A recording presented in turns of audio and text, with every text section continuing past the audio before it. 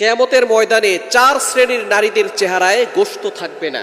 কি ভয়ঙ্কর পরিস্থিতি হবে যখন কোনো মানুষের চেহারায় গোশত থাকে না, তখন তাকে দেখতে ভয় লাগে। তার চেহারাটা কতটা ভয়ঙ্কর হতে পারে হাসরের ময়দানে। এই 4 শ্রেণীর নারীদের চেহারায় আল্লাহ তাআলা গোশত রাখবেন না, তাদের চেহারাটা কতটা ভয়ঙ্কর হতে পারে। এই 4টি কোয়ালিটি থেকে আমাদেরকে দূরে সরে আসতে হবে। নাম্বার 1, 1 নাম্বার হচ্ছে যেই সমস্ত নারীরা গীবত করে। যারা গীবত করে তারা জঘন্যতম গুনাহের কাজ করে।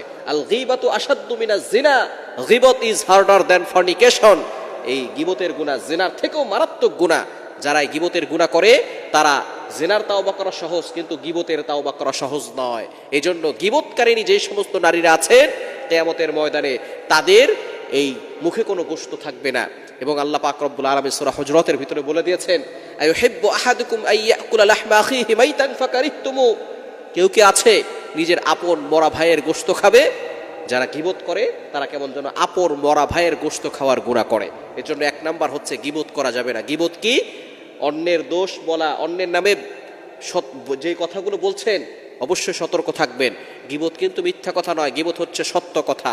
অনুপস্থিত ব্যক্তির নামে এমন কোনো কথা বলা যেই কথা তার সামনে বললে সে মনে কষ্ট পেত, এটাই হচ্ছে গীবত। 1 নাম্বার, গীবতকারীকে আল্লাহ তাআলা পছন্দ করেন না। কিয়ামতের ময়দানে তাদের চেহারায় গোশত থাকবে না। 2 নাম্বার হচ্ছে যারা হিংসা করে। মানুষের উন্নতি দেখলে সহ্য হয় না। পাশের বাসার তারা বড়লোক হয়ে যাচ্ছে, বিল্ডিং তৈরি করতেছে, তাদের চাকরিতে উন্নতি হচ্ছে, এগুলো অনেকের সহ্য হয় না। যারা হিংসা করে আল্লাহ তাআলা তাদেরকে পছন্দ করেন না। এজন্য হিংসা করা থেকে আমরা দূরে সরে আসবো। হ্যাঁ, কেউ যদি বড়লোক হয় আপনি আল্লাহর কাছে দোয়া করেন, আল্লাহ তার সম্পদ বাড়িয়ে দাও, আমাকেও কিছু দান করো, এইভাবে আপনি দোয়া করতে পারেন। কিন্তু আল্লাহ তুমি তার সব শেষ করে দাও, ধ্বংস করে দাও, তার বিল্ডিং ভূমিকম্প দিয়ে কাঁপিয়ে দাও, ভূমিকম্প দিয়ে তার সব কিছু নষ্ট করে দাও, এই ধরনের বদদোয়া করা মানে হচ্ছে হিংসা করা। কখনো হিংসা করবেন না। হিংসা করে কখনো কাউকে ছোট করে দেওয়া যায় না। আপনি যার ব্যাপারে যত বেশি হিংসা করবেন আল্লাহ তাকে তত বেশি উন্নত করে দিবে। এজন্য খবরদার হিংসা করবেন না। 3 নাম্বার হচ্ছে যারা চগলখোর, একজনের কথা আরেকজনের কাছে গিয়ে লাগায়। এরকম কিছু মানুষ আছে না নাই?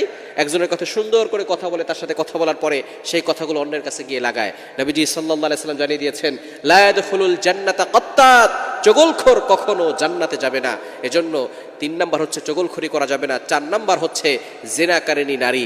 যারা জিনা করে আল্লাহ পাক রব্বুল আলামিন জিনার ব্যাপারে সতর্ক করে দিয়েছেন। কোরআন খুলেন, আল্লাহ বলছেন 15 নম্বর পারা 4 নম্বর পৃষ্ঠার 3-4 নম্বর লাইন, সূরা বানী ইসরাঈলের 32, 32 নম্বর আয়াতে আল্লাহ বলছেন, ওয়ালা তাকরাবুজ জিনা ইন্নাহু কানা ফাহিশা, ইউ শাল নট কমিট অ্যাডাল্টারি।